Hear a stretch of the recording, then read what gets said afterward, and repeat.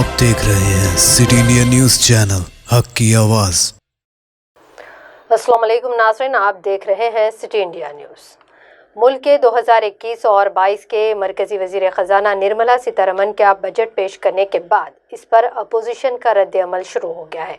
इस कड़ी में कांग्रेस के सीनियर रहनुमा प्रमोद तिवारी और साबिक़ मरकज़ी वज़ीर पी चिदम्बरम ने कहा कि ये मुल्क की तारीख़ का अब तक का सबसे ख़राब और ग़रीब मुखालिफ बजट है। देश के आज़ादी के बाद अपने कार्यकाल में हर बार खराब बजट दिया, लेकिन मैं कह सकता हूँ ये मोदी जी के कार्यकाल का सबसे खराब बजट। ना इन्होंने इनकम टैक्स की लिमिट बढ़ाई, ना इन्होंने कोई छूट दी उसमें वेतनभोगी को, ना इन्होंने उद्योग को बढ़ावा देने के लिए कोई पैकेज दिया।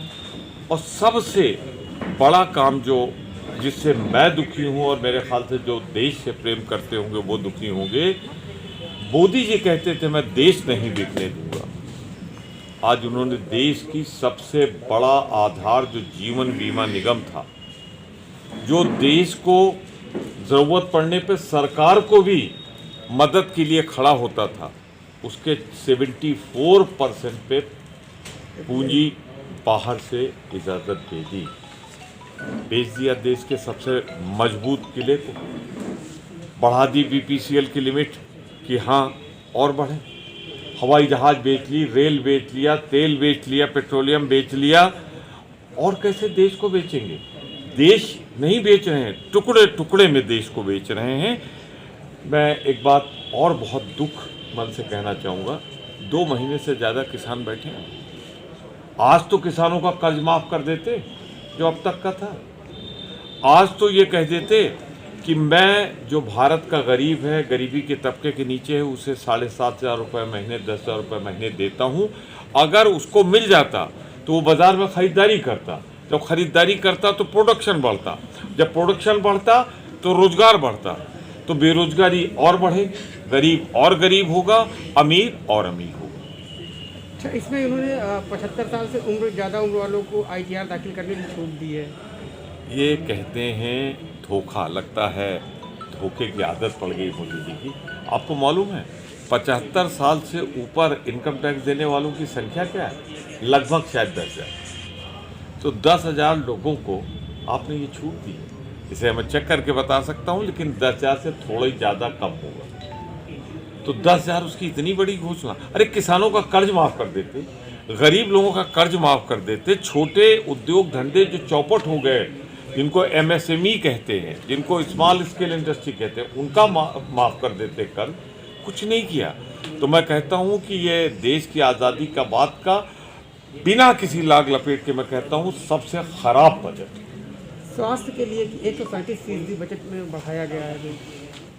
मैं एक चीज़ कहना चाहता हूँ कि आप देखिएगा जब इसका विस्तृत डिटेल आएगा तो स्वास्थ्य के सेक्टर में जो कमियां थी और जो आवश्यकता थी उसके अनुरूप तो कुछ भी नहीं पड़ा।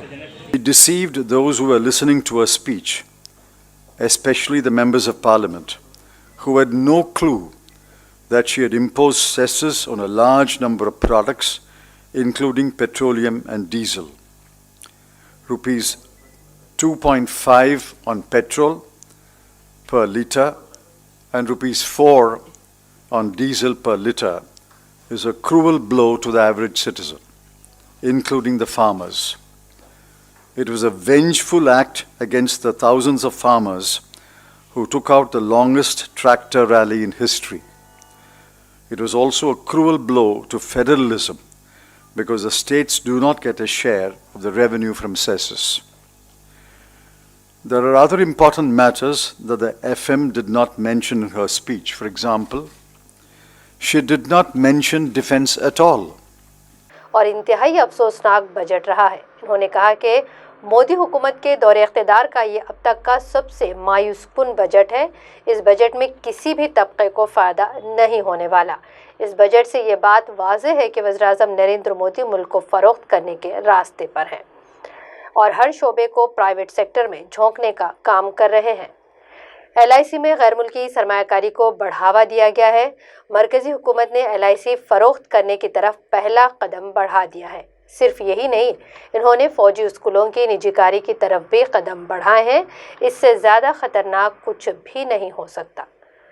प्रमोद तिवारी का कहना है कि वज़ीर-ए-आज़म ने कहा था कि मैं मुल्क बिकने नहीं दूंगा, लेकिन जो LIC आम आदमी के लिए सबसे मजबूत बुनियाद होती थी, इसी में गैर मुल्की सरमायाकारी की हद में 74% का इजाफा करके इसे फरोख्त करने का पहला कदम उठाया गया है।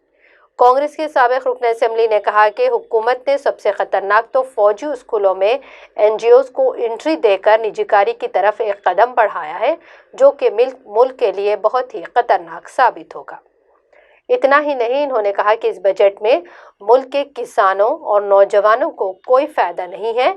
फिलहाल हिंदुस्तान चीन सरहद के साथ तनाव में इजाफा हुआ है। ऐसे में दिफाई शोबे के बजट में भी इजाफा ना करना तशवीशनाक है। कांग्रेस के सीनियर रहनुमा ने कहा कि इस किसान एहतजाज कर रहा है, इनके लिए भी इस बजट में कुछ बचा नहीं है। हुकूमत सब कुछ फरोख्त करने पर आमदा है। आज़ादी के बाद इस कदर मायूस कुन बजट कभी नहीं देखा गया। ये न सिर्फ मुल्क बल्कि मोदी हुकूमत का भी बदतरीन बजट है। इस बजट से महंगाई में इजाफा होगा, बेरोजगारी बढ़ेगी, मुल्क की सलामती खतरे में होगी। इस बजट से ये बात वाज़ेह है कि मोदी मुल्क को बेचने निकल पड़े हैं। बशमूल कांग्रेस कायदीन और माहिरीन माशियात, ये एक मुखालिफ किसान मुखालिफ गरीब आवाम बजट रहा है।